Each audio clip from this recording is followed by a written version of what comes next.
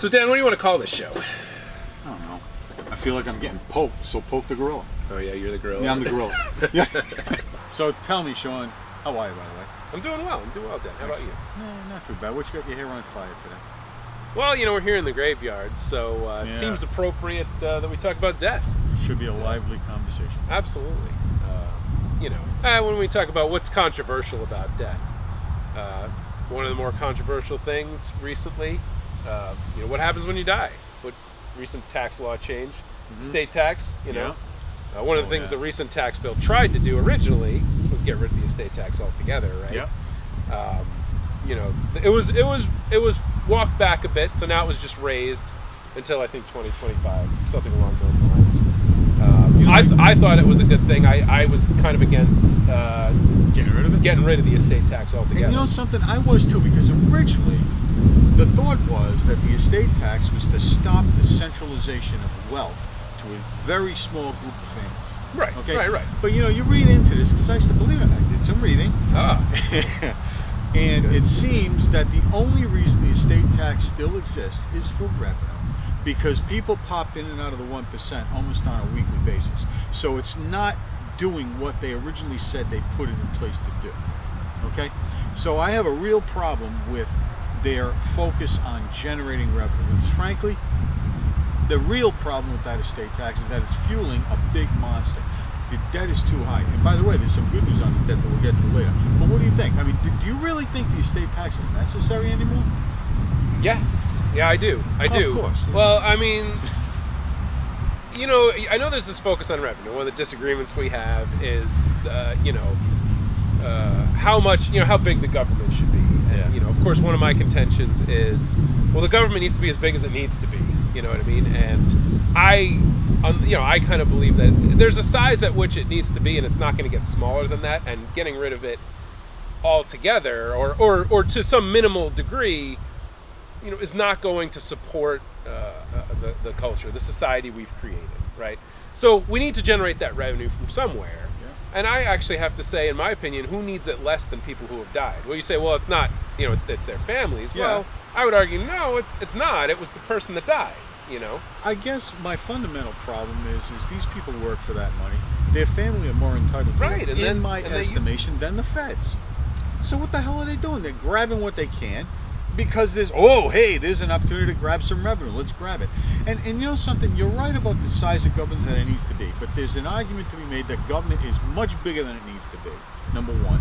Number two, what about efficiencies in the budget that you can eliminate something like an estate tax, so the people that are in this graveyard, their families, don't get ripped up? Because isn't the debt, let me use the debt for a minute, okay? Because there is growth in that area. The debt under the last administration, forget who it was, under the last administration, was growing at an average rate per year of 8.5%. And I remember when they passed this tax law, oh God, the debt's gonna balloon and blah, baloney. You know what's actually happened over the last 2 years? That's estimated out for the second 2 years?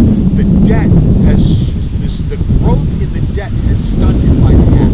We're growing only at 4% a year versus 8.5%. Well, Dan, I got that from the here's what I'm not going to do with you. Okay. I'm not going to place the system in jeopardy. Okay. Because that. Come on. That it's a tactic that's often used to distract away from the topic at hand. Okay. So I don't care. Honestly. Oh, thanks. I don't care. I did a lot of research for this. Yeah, I'm sorry that you wasted your time, Dad. But because ultimately, my point in saying was, look, we do need a certain amount of money to fuel the society we live in, and it's not going to be all privately funded. Again, my opinion, we have a difference of opinion there. We do disagree but on that. let's backtrack a little bit more and say I'm not saying. I think that there should be some estate tax, but I do think there should be an estate tax exemption.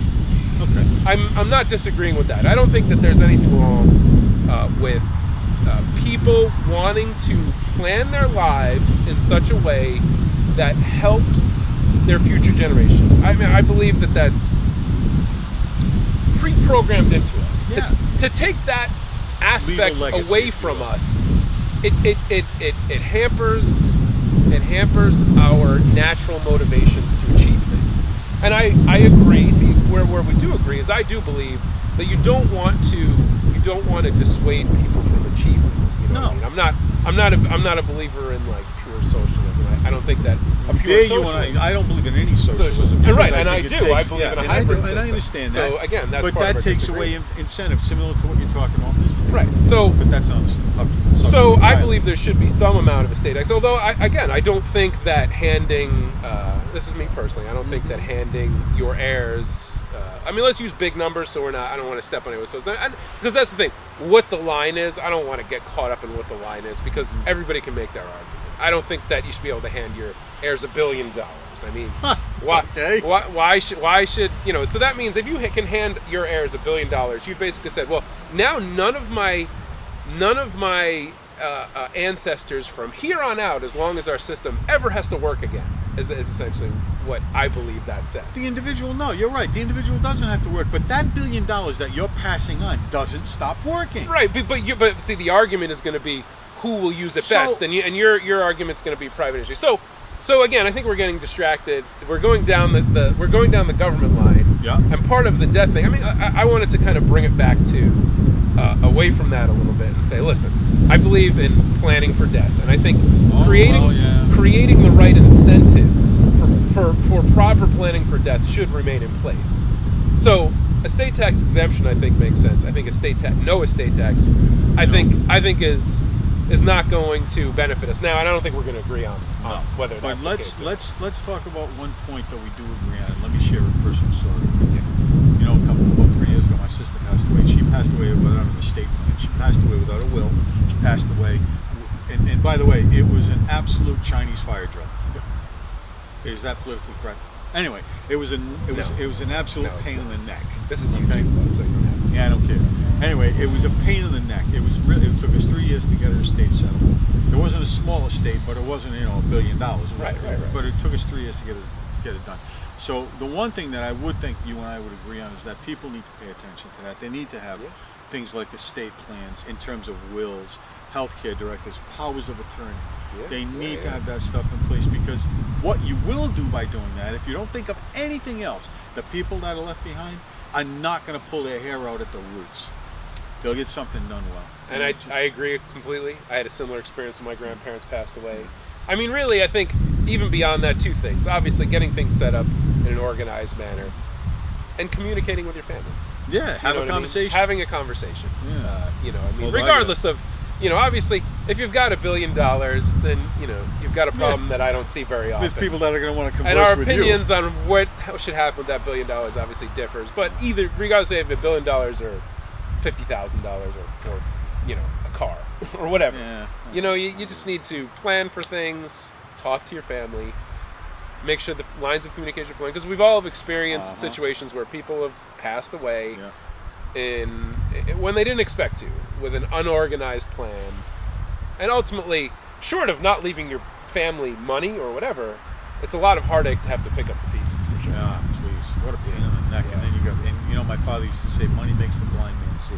So now, without a will, you got siblings and aunts and uncles, everybody's fighting. If it's a large enough estate, man, you could have fist fights. It's ridiculous. But anyway, that's the deal with that, my friend. Yeah. And I don't think there's a restaurant around here, so we got to get out of here. Yeah, no. It's probably not an appropriate place to have a picnic, but good place for a conversation. Yeah, cool. Very good. Rock and roll. All right.